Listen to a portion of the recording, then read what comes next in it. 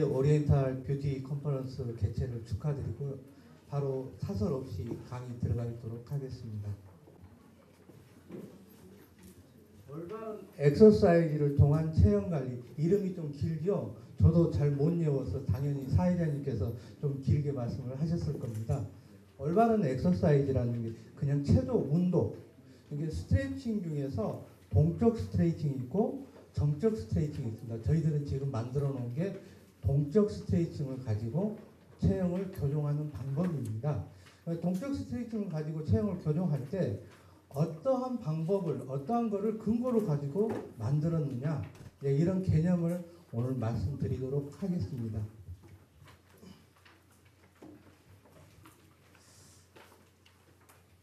올바른 체형이란 무엇인가? 기본적으로는 이제 골반대와 견갑대의 관점이 있습니다. 골반대가 얼마나 잘 되어 있느냐, 아니고 견갑대가 얼마나 잘 되어 있느냐, 이 두 가지 관점에 의해서 올바른 체형이 생기게 되는데, 지금 앞에 보시는 게 골반대입니다. 그리고 위쪽에가 견갑대가 되겠죠. 그래서 골반대의 축은 경추 2번이 되게 되고요. 견갑대의 축은 천추 2번이 됩니다. 그러면 가운데에 있는 이 축들은 회전축이라고 얘기하는데, 견갑대와 골반대가 제자리 있게 되면 무게중심축이라는 축이 맞게 됩니다. 무게중심축은 지금 얘기하는 골반대에 축이 되고 있는 경추 2번이 되게 되고요. 그리고 회전중심축이 있습니다. 인간은 어떻게 보행을 할 때 대각선 보행을 하게 되죠. 그럼 대각선 보행을 한다는 것은 회전축으로 몸을 움직이게 된다는 거예요. 그렇게 되면은 흉추 7번에서 12번 사이에서 회전축이 형성이 되게 되죠. 그래서 일반적으로 흉추 7번을 우리는 회전중심축이다 이렇게 얘기를 하고 있습니다. 그리고 이제 중력중심축이 맞죠. 그리고 이제 마지막 견갑대의 축이 되는 총골 2번이 중력중심축으로 이 세 가지 축이 맞게 되면 우리는 올바른 체형이다, 잘 맞아진 몸이다 이렇게 얘기할 수 있게 됩니다. 그렇게 되면 그림에서 보듯이 측면의 중력선과 정면의 중력선이 일치하게 되죠. 그러면 우리가 이제 육안으로 확인을 할 때 어떻게 되느냐, 앞에 있는 전상장 골국이라고 얘기하고 뒤에 후상장 골국이 B와 B가 수평선으로 일치하게 되죠.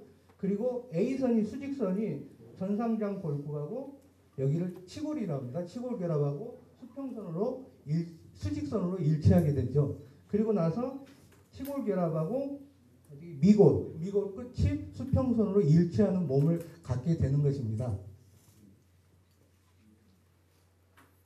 그러면 이와 같은 것들을 일치하게 되려면 가장 먼저 우리는 인체 관절 구조에서 나타나는 보상 패턴이라는 패턴을 가지고 접근을 했습니다. 보상 패턴에서는 골반을 가장 기본 축으로 먼저 보고 나서 견갑대의 축을 보고 있습니다.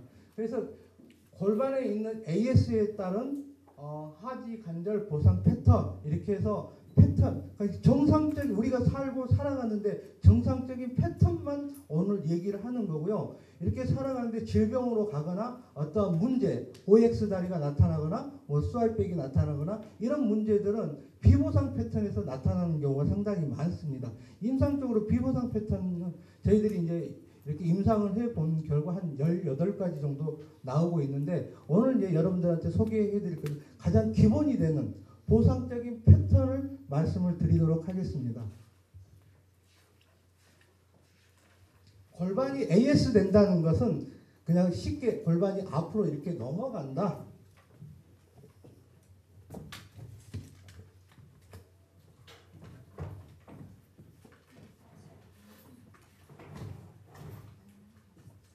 골반이 AS 된다는 것은 앞으로 이렇게 넘어간다고 보시면 됩니다. AS의 중심축은 후상장 골국 기준점으로 보고 있습니다. 그래서 앞으로 이렇게 넘어가는데, 넘어가게 되면 이게 고관절이라고 그러죠. 고관절은 굴곡을 하게 됩니다. 자, 그림에서 보듯이 이게 장골이에요. 장골와에서 이렇게 앞으로 골반이 이렇게 넘어간다는 것은 어떻게 돼요?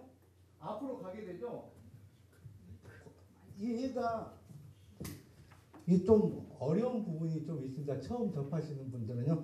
이게 넘어가면 골반이 끼어있는 소켓, 소켓이 앞으로 이렇게 넘어가게 되는 거죠. 그러면 그걸 보상하기 위해서 이게 대퇴 골두죠. 대퇴 골두는 뒤로 넘어가게 되는 거죠. 그래서 이렇게 소켓처럼 이렇게 넘어가게, 같이 넘어가면 되면 어떻게 되죠? 이 골반하고 얘가 대퇴골이 같이 넘어가면 앞으로 쏠려버리겠죠. 그렇기 때문에 얘는 항상 뒤로 가게 돼요. 반대쪽으로.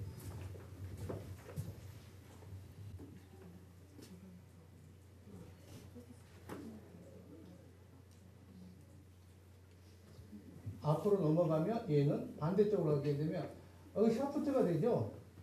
대퇴골은 어떻게 앞으로 이렇게 올라가게 되는 거죠. 이게 뒤에 골두가 앞으로 가기 뒤로 넘어가기 때문에. 그러면 이거를 우리는 굴곡이라고 얘기해요. 굴곡을 하게 되면 얘는 예회전을 하게 됩니다. 이게 항상 같이 동반을 해요. 얘가 굴곡 관절 구조 때문에 그렇습니다. 다리를 올리면 얘가 다리가 벌어져야 돼요. 다리를 올리는데 얘가 벌어지지 않고 앞으로 움직이려면 잘 안 움직여져요. 물론 OX 다리에는 올렸는데 얘가 이렇게 넘어가는 경우도 있습니다. 그런데 일반적으로 여기서 이제 정상적인 보상 패턴을 말씀을 드리는 거고요. 그래서 굴곡을 하면 외회전을 하게 되고요. 고관절이 굴곡하게 되면 슬관절도 역시 같이 굴곡을 하게 됩니다. 이렇게 구부러지게 돼요. 같이 굴곡을 하게 되고 밑에 있는 슬관절의 경골이죠. 경골은 내회전을 하게 됩니다. 왜? 대퇴골하고 반대쪽으로 얘가 보상작용을 하기 때문에 얘는 고관절은 외회전을 하고 슬관절은 내회전을 하게 되는 거죠. 그리고 나서 족관절에서는 족배 굴곡, 앞으로 이렇게 굴곡을 하게 됩니다.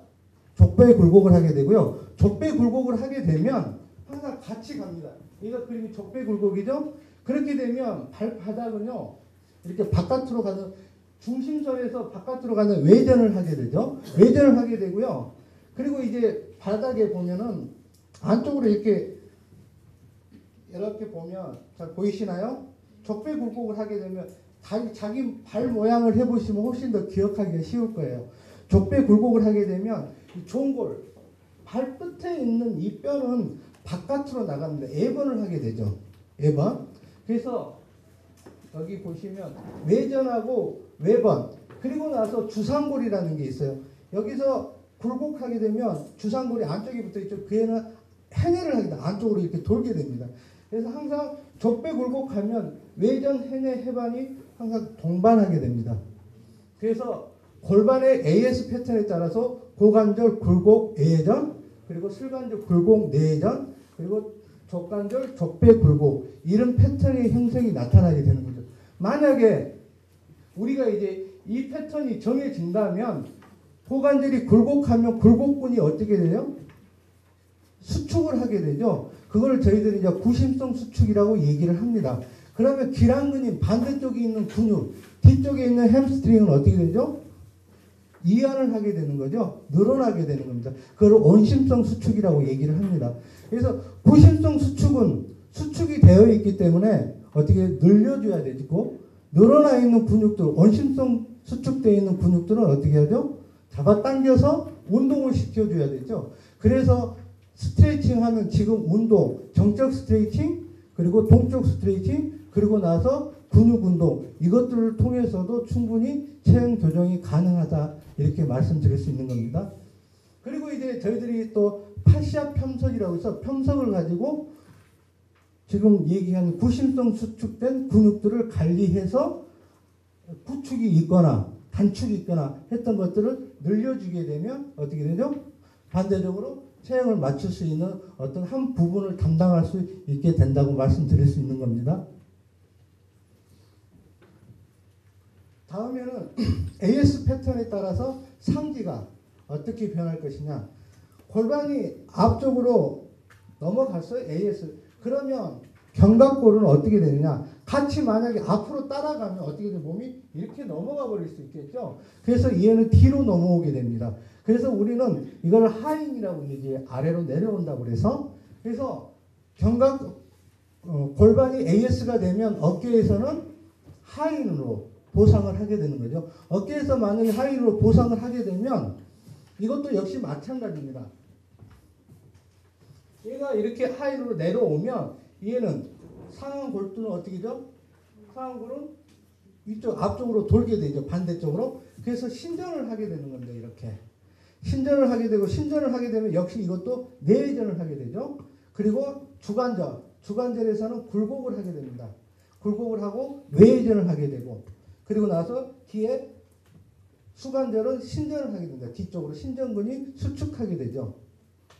그래서 그 패턴에 따라서 이렇게 정해져 있습니다. 그러면 다음에는 골반의 PI에 따라서 AS가 된 거, 지금 이제 PI가 된 거를 말씀드립니다. PI가 되면 AS하고 반대적인 현상이 나타나겠죠?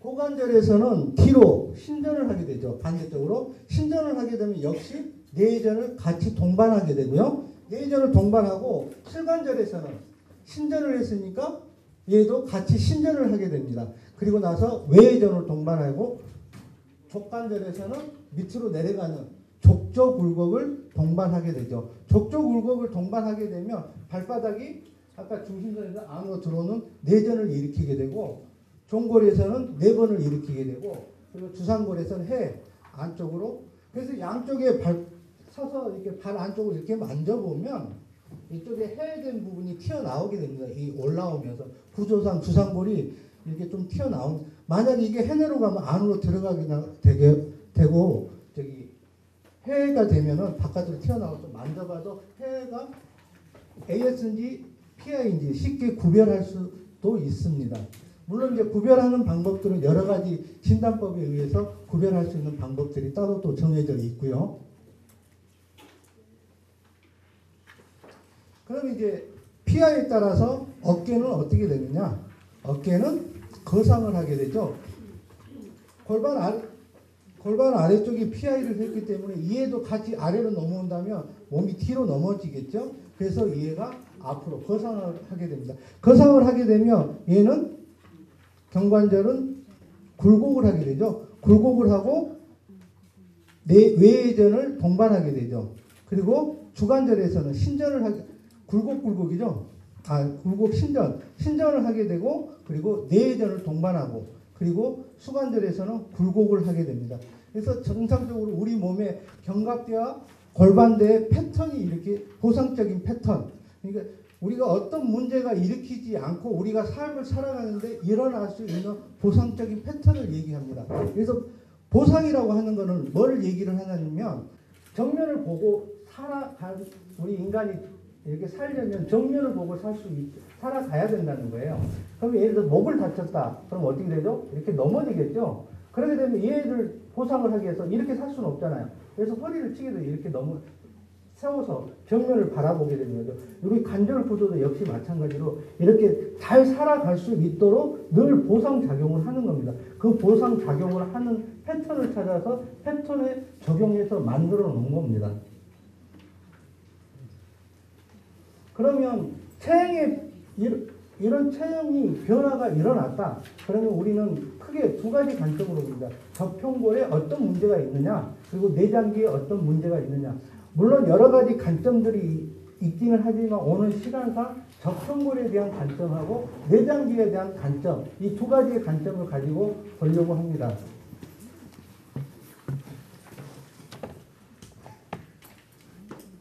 저평골에 대한 관점을 바라보려면 어떻게 해서 우리 몸이 저평골하고 연결이 되어 있는지, 저평골이 어딘지는 아시죠?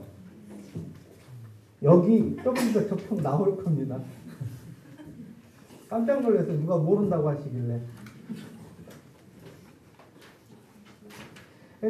저평골하고 연결고리를 가지고 있는 것이 처음에 하나는 소화기계입니다.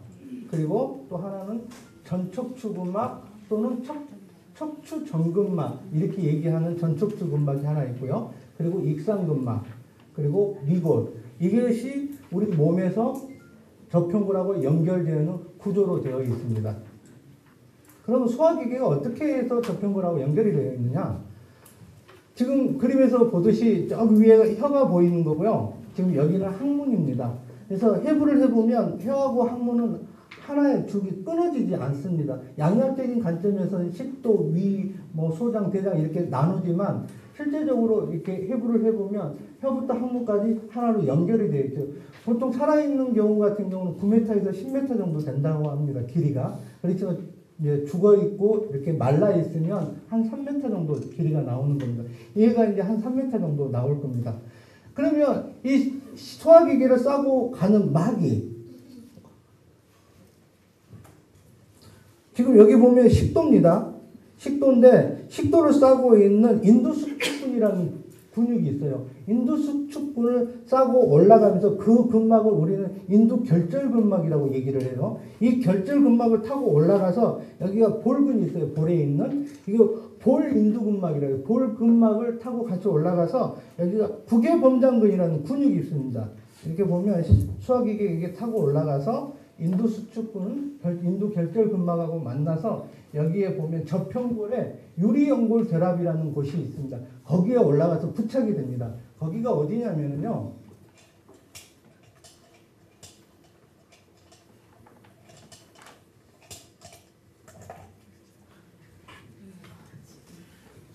지금 여기 이렇게 보면 나비 모양으로 되어 있는 거 있죠. 이거를 저평골이라고 얘기를 합니다. 나비뼈라고도 얘기를 하고요. 그러면 지금 여기 보면 이 구멍 3개 뚫려 있는데 이게는 원래 큰 구멍입니다. 3개가 뚫려 있는 게 아니에요. 대공이라도 큰 구멍이 이게 여기 설치하기 위해서 3개 뚫어놓은 거 상관이 없는 구멍입니다. 이게 후두골이에요. 후두골하고 저평골하고 이렇게 같이 만나 있는 거예요. 그 사이를 우리가 유리연골 결합이라고 합니다. 여기에 부착이 되어 있습니다. 소화기계에서 막이. 그러면 우리가 무슨 일을 하고 밥을 많이 먹게 되면 어떻게 돼요? 여기를 많이 잡아당기겠죠. 과식을 하게 되면. 그럼 과식을 하면 특히 이렇게 좀 졸리거나 머리가 잘 안 돌아가거나 그런 증상들이 나타나는 이유가 두개골도 같이 CST에 의하면은 이렇게 굴곡 신전이라는 움직임을 가지고 있는데 그 움직임에 방해를 할 수 있겠죠. 이 근막에 의해서. 그래서 과식을 하는 거는 머리도 나빠진다. 이런 얘기도 해요. 그리고 척추정근막, 전척추근막이라는 근막이 있습니다. 이게 지금 잘 안 보이시죠? 여기 녹색이 이렇게 그려져 있는데 이게 목을 이렇게 잘라놓은 거예요. 횡단면으로. 안 보이시는 거 맞죠? 왜 안 보일까? 이 노란 이 색깔을 감싸고 있는 이게 색깔 하나 있어요. 감싸고 있는 게 그게 이제 목을 잘라서 위에서 이렇게 봤을 때 그림입니다. 그게 전척추근막이라는 근막이에요. 그러면 이게 앞에 여기에 있는 이게 두장근, 경장근, 목에 가장 깊이 있는 근육이에요. 두장근, 경장근을 싸고 뒤쪽으로 올라가서 얘가 사각근들이에요. 전사각근, 중사각근, 후사각근. 사각근을 감싸는 막이 있어요. 얘가 사각근을 감싸고 안으로 들어가면서 어떻게 경추 행돌기에 부착이 되어 있어요. 전척추근막이. 얘가 위로 통째로 올라갑니다. 통째로 올라가면 이렇게 생겼어요. 이렇게. 이 색깔은 보이시죠? 얘가 앞쪽에 있는 것이 저평골이고 뒤에 있는 것이 후두골입니다. 아까 저기서 얘기했던 이 전체를 이렇게 감싸고 있습니다. 여기에 부착이 되는 거죠. 전척추근막이. 그러면 얘가 저평골이기 때문에 전척추근막이 어떻게 돼요? 저평골에 영향을 미치게 되는 거죠. 아까 소화기계도 여기에 부착이 되는 거고 얘도 여기에 부착이 되는 거죠. 그래서 전부 다 저평골에 영향을 미치는 구조로 되어 있다. 그리고 얘는 어떻게 되냐? 앞으로 가슴 앞으로 내려오면서요. 흉내근막이라는 게 있어요. 여기 보면 이게 폐입니다. 폐를 싸고 있는 게 3개가 있는데 장측 흉막 그리고 그 바깥에 있는 벽축 흉막 그거 밖에 있는 흉내막이라는 근막이 있습니다. 그래서 폐는 이 2개의 장측하고 벽축 흉막이 이 흉내막에게 부착이 돼서 얘들이 움직일 때 잘 움직일 수 있도록 고정시켜주는 역할을 합니다. 그 흉내막이 흉골 안쪽에 들어있죠. 그 흉내막하고 연결이 됩니다. 그래서 얘가 흉내막이 어떻게 되면 내려가서 이게 행경막이에요. 행경막을 감싸게 되는 거죠. 그리고 나서 감싸서 밑으로 내려가면 복부에 있는 근막하고 만나는데 어떻게 복직근 있죠? 그리고 내복사근, 복행근. 그 복행근을 가장 안쪽에 싸고 있는 게 복행근막이라는 근막입니다. 그 복행근막하고 흉내막하고 만나게 돼요. 복부에서. 만나서 밑으로 내려가면서 해행근막이라는 게 있어요. 골반절을 감싸고 올라가는 게 거기서 세 개로 갈라지는데 가장 천층근막이 생식기를 감싸고 가는 근막이에요. 그 세 개 근막이 해행근막 세 개를 감싸고 나서 등 뒤로 올라가게 되죠. 이 꼬리뼈 이제 뒤쪽으로 올라가게 되죠. 여기서 감싸고 나서 여기를 타고 안으로 올라오죠. 올라와서 신장을 감싸게 돼요. 신장을 감싸는 막이 어떻게 돼요? 여기 올라와서 여기서 복행근막하고 다시 만나게 되는 겁니다. 그리고 나서 여기 대요근이라고 해서 장요근 들어보셨죠? 가장 안쪽에 있는 근육 중 대요근이라는 근육을 감싸고 같이 복행근막에 만난다. 이 전체를 얘를 싸고 다시 쭉 올라가서 이 근막하고 다시 만나는 거예요. 그래서 몸을 내장기를 싸고 목에서부터 내려와서 내장기를 싸고 등 뒤쪽으로 올라가서 한 바퀴 돌아 있는 거. 그거를 우리는 전척추 근막이라고 얘기를 해요. 그게 뭐냐? 아까 얘기했던 복직근, 애복사근, 내복사근, 복행근을 뜯어내고 나면 복막이 두 개가 나와요. 복막이 두 개가 나오는데 밖에 있는 복막이 하나 있고 안에 있는 복막이 있습니다. 밖에 있는 복막이 바로 이 전척추 근막이고 얘를 뜯어내면 간을 싸고 있는 복막이 또 하나 또 나옵니다. 그거는 여기서 다룰 일은 아니고요.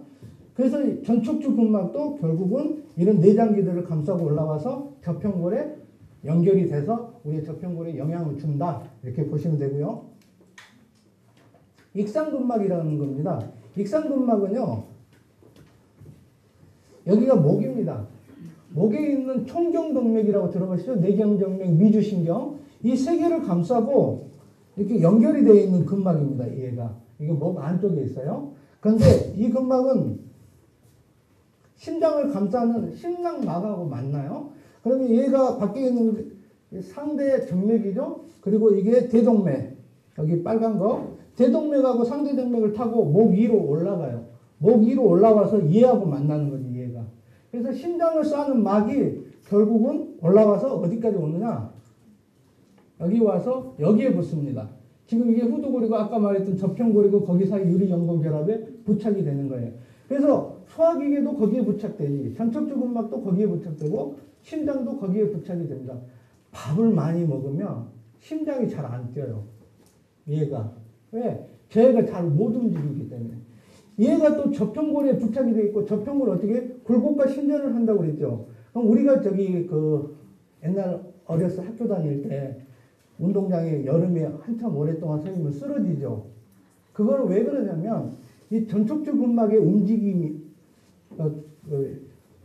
여기 후두골하고 저평골의 움직임, 굴곡 신전의 움직임이 가다가 멈추면 절도를 하게 돼요.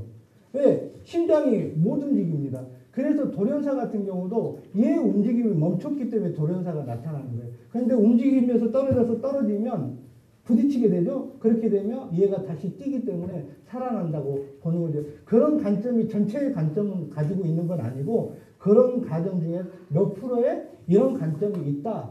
이게 다는 아닙니다. 그 쓰러지는 거에 대해서. 미골입니다. 미골은 이제 노베 빠른개로 설명을 드릴 수가 있습니다. 그럼 우리가 이렇게 보면은 노베 빠른개에서 이런 말을 해요. 저평골은 미골하고 공시적인 움직임을 같이 한다. 그리고 방향성이 같다. 움직임의 방향성이. 공시적인은 같은 시간에 같은 방향으로 같이 움직인다는 거예요. 그리고 후두골 같은 경우 천골하고 같이 움직이게 되는 거고. 그리고 측두골은 장골. 밑에 있는 애들하고 위에 골반하고 같이 두개골하고 같이 움직인다는 것은 저평골에 영향을 분명히 줄 수가 있다는 거예요. 골반이 틀어지게 되면 움직임에 어떻게 변화가 생기게 되죠. 그럼 두개골에 변화를 반드시 주게 되는 거죠. 이런 거에 의해서 얼굴 성형도 충분히 가능하다 이렇게 볼 수가 있는 거죠. 그리고 경추 1번하고 5번 또 같이 움직임을 하는데 여기 뒤에서부터 경추 4번하고 요추 2번은 반대적인 움직임을 한다. 이 정도 아시면 될 것 같습니다. 그래서 저평골이 어떻게 해서 우리 몸하고 연결이 되어 있는지 살펴보았고, 그러면 그 저평골에 어떤 문제가 일어날 것인 체형의 변화가 있으면 지금 이렇게 보는 게 이게 잘 보이시죠? 이게 저평골이에요. 얘가 저평골 안에는 뭐가 있느냐면 내하수체라는 게 있어요. 저평골 안에 여기 이렇게 뭐 홈 보이시나요? 예. 이 홈이 터키 안장이라고 해요. 말 안장이라고도 얘기하고 터키 안장이라고 하는데요. 여기에 뇌하수체가 있어요. 뇌하수체는 내분비 호르몬을 자극하는 그 일을 하는 역할을 하는데요. 저평골에 문제가 있으면 구조적인 문제가 있으면 뇌하수체에 영향을 준다는 것입니다. 그럼 뇌하수체에 영향을 받으면 우리가 겉으로 드러나는 몇 가지 질병적인 거 말 우리가 바라볼 수 있는 몇 가지 미용적인 관점에서만 좀 보도록 하겠습니다. 이제 구조적인 관점, 저평골 자체가 틀어져서 구조적으로 어떤 문제가 생겼느냐? 그러냐? 하나는 내분비 촉진하는 내분비에 어떤 문제를 일으켰느냐? 이런 두 가지 관점을 볼 겁니다. 그랬을 때 하나는 이제 비염에 대한 문제, 비염은 구조적인 관점에서 나타나는 문제이기도 하고요. 그리고 뇌하수체 기능 항진과 기능 저하증이 생기기도 하고, 그리고 하나는 기미에 대한 문제, 이 세 가지만 가볍게 보겠습니다. 그럼 비염은 어떤 관점이냐? 지금 보면 이게 지금 3차 신경이에요. 노란 거. 그리고 얘가 저평골이에요. 저평골에 구멍이 3개가 뚫려 있습니다. 그 중에서 이렇게 보면 제위의 가지가 안신경이고 중간에 상하신경이고 밑에가 하악신경 가지입니다. 그런데 가장 위쪽에 이렇게 그림을 보시면 이렇게 보이시죠? 이거 가장 위쪽까지 중간 세 번째 가지. 그러니까 안신경 가지를 보면은 전두골에 영향을 미치고 그리고 완화 부분에 영향을 미치고 그리고 피강에 영향을 미치게 됩니다. 그래서 저평골에 문제가 생겨서 저기에 나오는 안신경 부분에 가지에 어떤 문제가 생기게 되면 어떻게 피강에 점막들이 있죠. 점막들이 굉장히 민감하게 되죠. 그래서 우리는 비염이 촉발될 수 있다. 이렇게 바라보는 거죠. 그러면 또 어떤 구조적인 관점은 어떤 관점이 있냐면 이게 소골이라는 뼈입니다. 이게 벌집뼈 사골이고요. 사골에 이렇게 저평골에 끼어있는 소골이라는 게 있는데 이 소골이 비강의 후비강의 중심을 잡고 있어요. 저희가 가운데 중심을 잡고 있는데 저평골이 틀어지게 되면 어떻게 되죠? 중심을 잡을 수가 없죠. 좌우에 비대칭이 일어나요. 후비강에 비대칭이 일어난다면 역시 마찬가지로 어떻게 민감성이 훨씬 더 높아지게 되죠. 그러면 또 우리는 비염을 그렇게 해서 촉발될 수 있다. 이렇게 바라보는 거죠. 뇌하수체 기능 항진하고 이제 기능 저하가 있는데 뇌하수체 기능 항진은 대부분 이제 종양 같은 것들이 생겼을 때 항진증이 물론 이제 저하증들도 종양에 의해서 나타나는 경우가 되게 많습니다. 그런데 이제 거기에서 특히 저평골의 어떤 문제, 구조적인 문제로 틀어져서 뇌하수체에 어떤 변화가 일어나면 우리 어린이 성장에도 상당히 장애가 있대. 우리 성장판은 이미 다 닫히지 않고 열려있고 다 클 수 있지만 여기서 성장 호르몬이 분비가 잘 안 된다면 그런 문제들도 충분히 생각해서 해볼 수가 있다. 그래서 관리할 때 우리가 저평골을 제2치에 두고 성장 관리를 하는 것도 상당히 좋은 어떤 예가 될 수 있고 좋은 결과를 낳을 수 있지 않냐 이렇게 바라볼 수 있죠. 그리고 나서 이제 또 하나는 이제 부신피질 자극 호르몬에 대한 것입니다. 부신피질 자극 호르몬이 여기에서 이제 자극하는 호르몬이 많이 발생하게 되는데 그렇게 됐을 때 저희들이 이제 바라보는 기미에 대한 관점입니다. 부신피질 자극 호르몬이 많이 발생하게 되면 거기에 따라서 티로시나제라는 호르몬이 많이 발생하고 그 애들이 이제 기미를 유발하는데 그래서 또 차례대로 살펴보도록 하겠습니다. 기미가 발생하는 이유가 지금 얘기했던 그 티로시나제가 화학 반응을 일으켜서 기미를 많이 발생하게 하는 촉진제 역할을 하게 되는데 거기에는 이제 멜라닌 색소가 이제 기미는 멜라닌 색소가 침착돼서 그러는데 표피의 기저층에서 멜라닌 색소가 발생이 되죠. 그래서 위에서 햇볕이 내렸을 때 몸에 유해한 자외선을 차단하는 기능을 해요. 그리고 나서 올라가서 각질층에서 각하작용에 의해서 어떻게 떨어져 나가면 괜찮습니다. 혹시 남아있는 것들은 어떻게 림프관을 통해서 또 체외로 배출되면은 피부가 깨끗하게 거의 문제가 생기지 않지만은 두 가지 관점으로 보죠. 각하층에서 각하가 일어나지 않거나 아니면 지금 얘기했던 티로시나제가 과도하게 많이 발생이 되거나 그랬을 때 우리는 기미나 잡티나 노인성 항반 이런 것들 같은 것들이 상당히 많이 생길 수 있다는 거죠. 그러면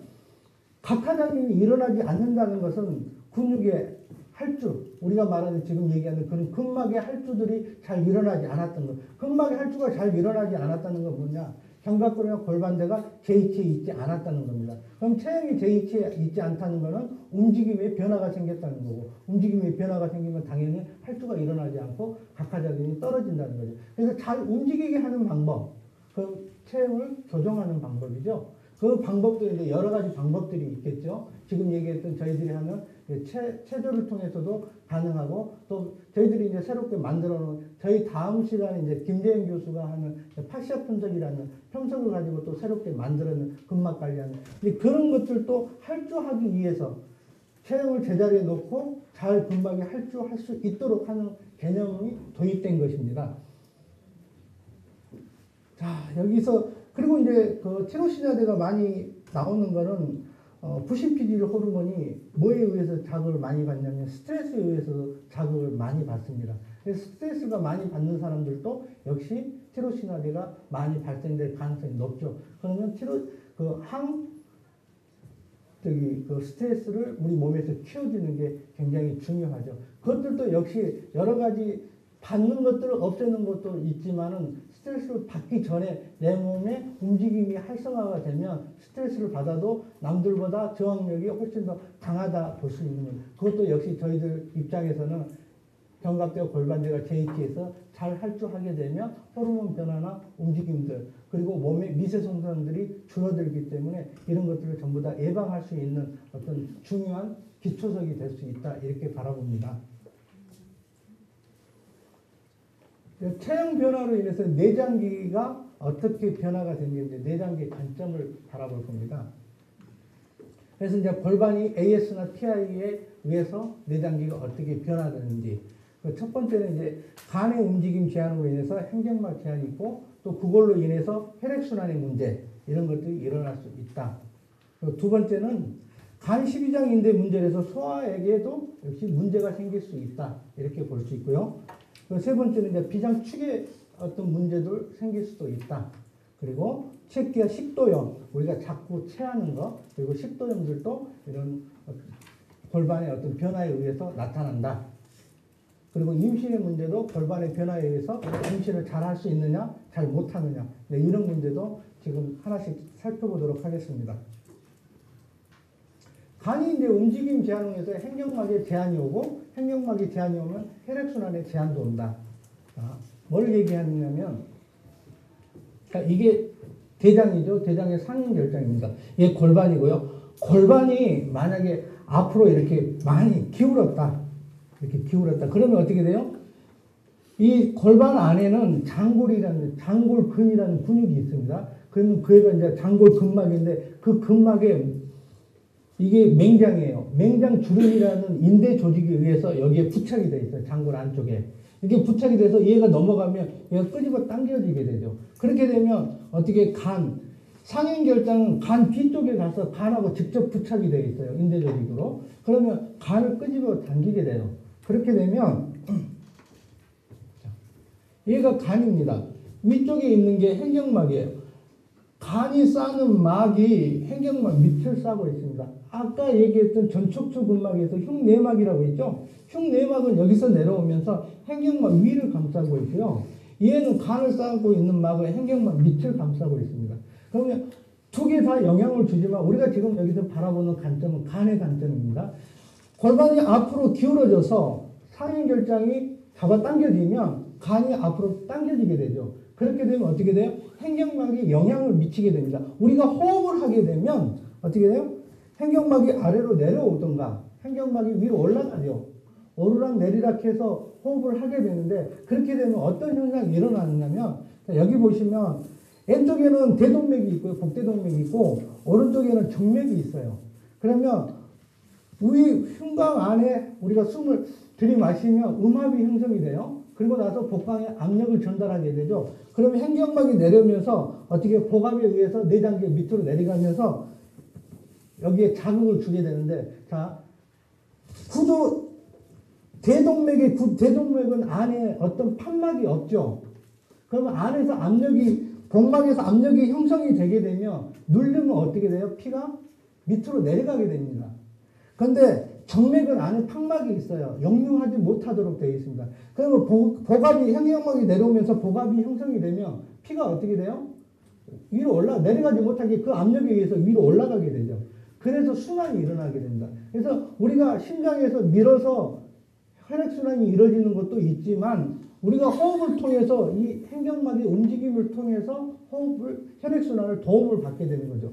만약에 그런데 지금 저런 구조에 의해서 행경막이 틀어지게 되거나 행경막 움직임에 어떤 저해하는 요인이 생겼다. 그렇게 되면 얘들의 문제가 생길 수 있는 거예요. 그러면 얘가 내려갔을 때 일어나지 않으면 어떻게 돼?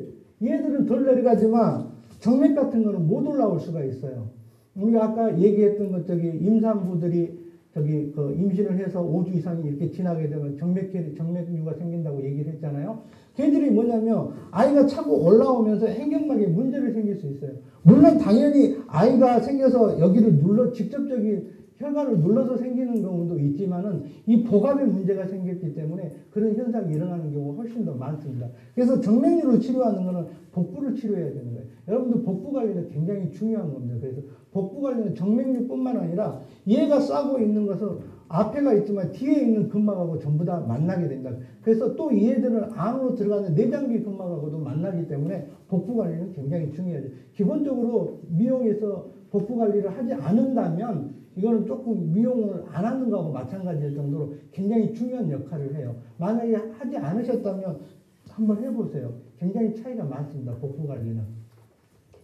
그래서 지금 이것들로 인해서 결국은 우리는 저 골반 하나가 틀어짐으로 인해서 혈액순환에 영향을 미치는 것들도 살펴보았습니다. 그래서 골반이 제자리에 있는 것이 무엇보다도 중요하다. 그리고 이제 간 12장인대 문제에서 소화액에 대한 문제도 있을 수 있습니다.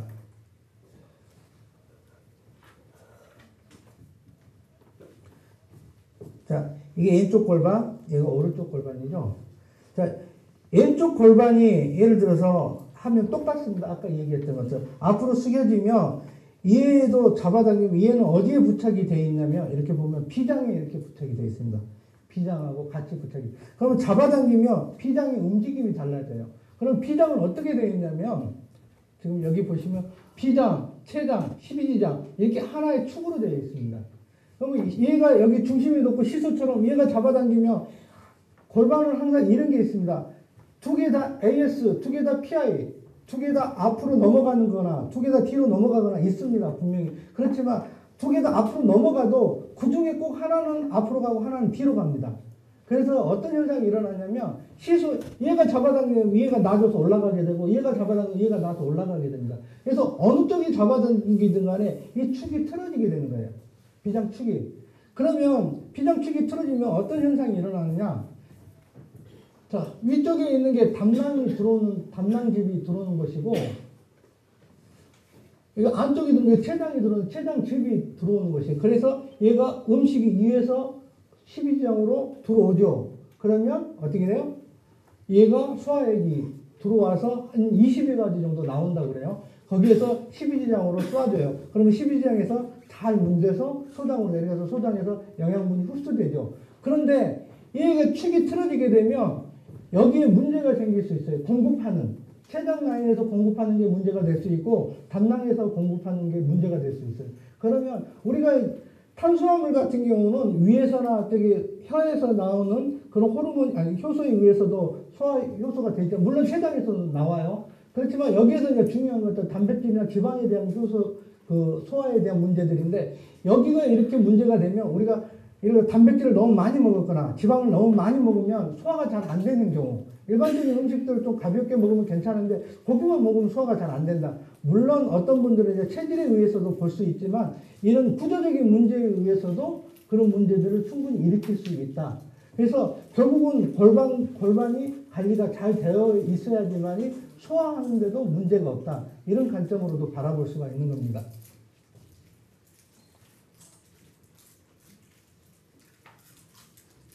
비장축에 대한 문제입니다. 방금 얘기했던 이제 그런 축에 대한 문제. 비장은 한의학적으로 뭐라고 얘기하냐면 중토라고 해요. 중간을 차지하고 O행에서 목화토금수에서 토가 비장에 소속이 되어 있는데 이렇게 그림을 그리면 가운데다가 토에서 중심을 잡는다라고 얘기를 해요. 자, 그러면 여기를 보시면 얘가 지금 비장이 한약에서는 여기 있는 비장, 최장 12지장을 왜 통틀어서 비장이라 한약에서 말하는 비장이라고 얘기를 해요. 그러면 여기 기울기가 있어요. 비장이 이렇게 축을 가지고 있죠. 기울어진 축이. 이게 23.5도 정도 돼요. 이 기울기가 지구의 기울기하고 같다고 그래요. 그래서 우리가 수평이 잡아지는 이유가 지구의 기울기를 중심에서 잡고 있기 때문에 같은 기울기로 잡고 있기 때문에 우리 몸이 수평을 잡을 수 있다. 이렇게 얘기를 하는 학자들도 있어요. 저도 거기에 동감을 하고요. 그리고 23.5도가 이거에 의해서 틀어지게 되면 축이 틀어지는 거죠. 중심의 축이. 그러면 중심의 축이 틀어지면 우리 마음이 틀어진다는 거예요. 뭐가 틀어질까요? 누가 땅 사라고 그러면 가서 좋다고 사고 그 다음날 사기 맞은 거 그 다음날 알게 되는 거죠. 이제 그런 사람들이 될 수 있다는 거예요. 이 비장축이 틀어지게 돼요. 결국은 내 중심, 내 정신이 혼미해지고 내 정신이 남한테 사기당할 만큼 똑바르지 못한다는 것은 뭐냐? 골반에 문제가 있다. 이렇게 볼 수도 있죠. 그래서 골반 관리가 중요하다는 거죠. 임신에 대한 문제입니다. 이제 임신에 대한 문제는 산전에 대한 문제죠.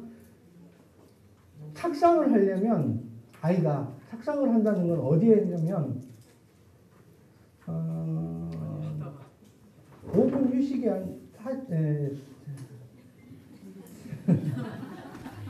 제가 오늘 시간을 빨리 끝내려고 그래요. 이제 두 개밖에 안 남았습니다. 그래서 시간을 저기 하시고 한 넉넉하게 쉬시면 좋을 것 같은데 쉬시고 여기 좀 해서 체조 그 다음에 할 거거든요. 착상을 하는 거는 우리 몸의 중심, 자궁의 중심에 착상을 하게 돼요. 그런데 골반이 틀어지게 되면 중심이 틀어지게 돼요. 자궁의 중심.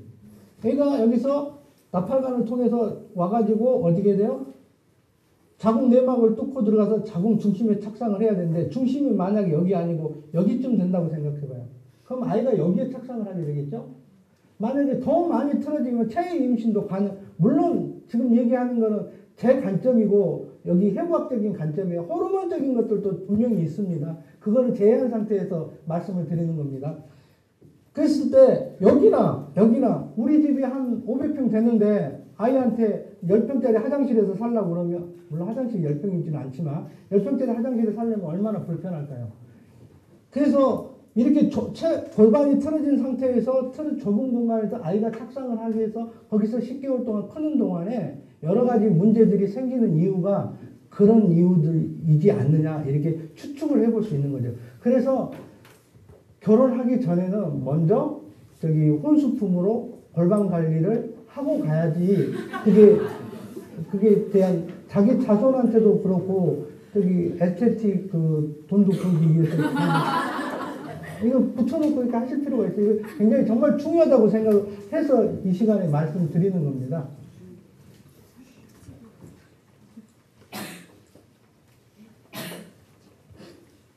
예, 골반이 틀어지면 아까 얘기했던 것처럼 횡격막에 문제가 생길 수 있죠. 횡격막이 틀어지게 되는 거죠. 그러면 흉추 11번에서 10도가 뚫고 이렇게 들어와요. 횡격막을 뚫고. 여기에 분문하고 관략근이 같이 있어요. 그러면 횡격막이 틀어지게 되면 이 관략근의 움직임이 문제가 생길 수가 있다는 거죠. 만약 이게 관략근이라고 그래요. 그럼 음식이 들어오면 관략근이 열려야 돼요. 열려서 음식이 들어가면 관략근이 딱 닫혀야 됩니다. 그래야 되는데 만약 음식이 들어왔는데 얘가 열리지 않아요. 그러면 주위에 쌓이게 됩니다. 완전히 안 열리지는 않습니다. 조금의 문제예요. 그래서 하면 주위에 쌓이고 어떤 음식들은 들어가게 되고 그럼 주위에 쌓이는 것들이 어떤 문제에 의해서 부풀게 돼요. 그게 우리는 체기라고 해요. 그게 이제 오래되면 만성체기고 이게 심하게 갑자기 많은 양이 되게 되면 급성으로 체해서 어떻게 토하게 되는 거죠. 그래서 골반의 문제가 되면 횡격막의 문제를 일으킬 수 있고 그리고 결국은 체기를 일으킬 수도 있다는 거예요. 그리고 또 음식이 들어가게 되면 닫혀서 나오지 않아야 되는데 얘가 안 닫히면 어떻게 돼요? 안에서 이 사람들이 다시 거꾸로 나오게 되죠. 그렇게 되면 식도염이 생길 수도 있다는 거예요. 그것도 결국은 어떤 문제냐? 이 골반에 대한 문제라는 거죠. 그래서 골반이 잘 하게 되면 우리는 체기나 식도염들도 어느 정도 줄일 수 있다. 그리고 또 중요한 거는 뭐냐면 식도염이 걸리면 왼쪽으로 좀 누워야 돼요. 뭐가 있냐면 저녁에 잠잘 때 이렇게 하게 되면 왼쪽으로 누우면 어떻게 돼요? 분문이 내 몸보다 위에가 있게 되죠. 몸보다 중앙보다 위에가 있어요. 이렇게 누우면 왼쪽이죠. 왼쪽에 누우면 얘가 행정막의 분문이 위쪽에 있어요. 위쪽에. 그렇게 되면 역류를 안 하게 돼요. 그런데 얘가 반대쪽으로 오른쪽에 넣게 되면 얘가 아래로 내려와요. 분문이 우리 몸 밑으로. 그렇게 되면 그냥 있어도 역류하게 돼요. 조금만 구멍이 있으면. 그래서 오른쪽으로 눕는, 특히 식도염이 있는 사람들이 오른쪽으로 눕는 거는 안 좋은 거죠. 그래서 왼쪽으로 눕게 하셔야 돼요. 저기 배 마사지나 식도염 배 마사지도 오른쪽으로 눕게 하고 배 마사지 하게 되면 계속 속에서 이상한 소리 나죠. 자, 이 그림은 뭐냐면 이제 잘 안 보이네. 왜 그럴까? 이게 음식을 먹을 때 좀 잘 하라고 이렇게 상식선에서 좀 말씀을 드리려고 이 그림이 나와서 연관돼서 말씀을 드리는 겁니다. 우리가 음식을 먹으면 어떻게 돼요? 꼭꼭 씹으라는 얘기를 하죠. 꼭꼭 씹으라는 얘기를 하는 이유가 뭐냐면 위에 음식이 들어오면 그릴 데가 없어요. 위에 이렇게 음식이 들어오면 부숙을 시켜야 돼요. 썩혀야 돼요. 조물조물 위에서.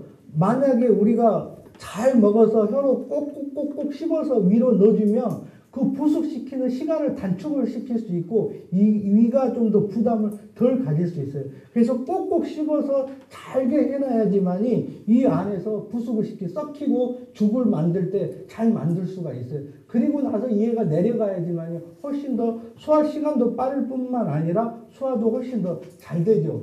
그런데 또 하나가 뭐가 있냐면 이렇게 하려면 부숙을 시키려면 열이 필요하죠. 여기는 굉장히 많은 혈관들이 이렇게 와 있어요. 굉장히 많은 혈관들이 와 있는데 이렇게 음식을 먹고 그러면 혈관들이 많이 와 있다는 거는 열을 많이 발생을 시킬 수 있다는 거예요. 그럼 이가 열을 많이 발생한다는 거는 부숙을 잘 시킨다는 거죠. 그런데 밥 먹다가 찬물 드시는 분들 있잖아. 확 부으면 어떻게 돼? 얘가 우리가 꼭 그런 건 아니지만 예를 들면 뜨거운 파이프 이렇게 뜨거운 불에다가 올려놨다가 물 부으면 어떻게 확 경화가 되죠. 위에 오는 혈관들도 찬물 부어 넣으면 경화가 돼서 나중에는 얘들이 결국은 어떻게 돼요? 자극에 반응해서 암이 발생될 수 있는 조건이 만들어지는 거예요. 그런 것들도. 그래서 식사를 할 때 찬물 훅 붓는 거는 정말 좀 미친 짓이고요. 또 예를 들어서 음식을 이렇게 하게 되면 소화액이 여기 음식물에 맞춰서 오지만 저런 게 있어요. 물을 중간에 이제 찬물 말고 좀 따뜻한 물도 음식보다 더 많은 물들을 계속 먹어대거나 음식을 다 먹고 1시간 이전에 많이 먹거나 아니면 1시간 전에 물을 많이 먹어서 윗속에 물이 많이 있으면 소화가 안 되는 거예요. 위는 어떻게 돼요? 소화액 자체가 안 나오는 거죠. 근사가 흡수되기 때문에.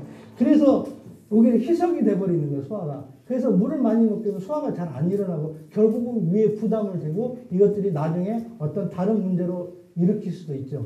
자, 그런데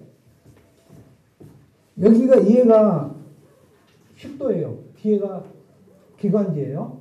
기관지하고 식도는 한 6mm 정도 이렇게 차이가 있어요. 그리고 식도는 약간 S자 형태로 생겼어요. 이렇게 S자 형태로 생겼는데 음식물이 들어가게 되면 어떤 현상이 있냐면 우리 뱀이 개구리 같은 거 하나 먹으면 이렇게 볼록 또 내려가다 볼록 이렇게 하죠. 이렇게 내려가면서 기관지를 자극을 해요.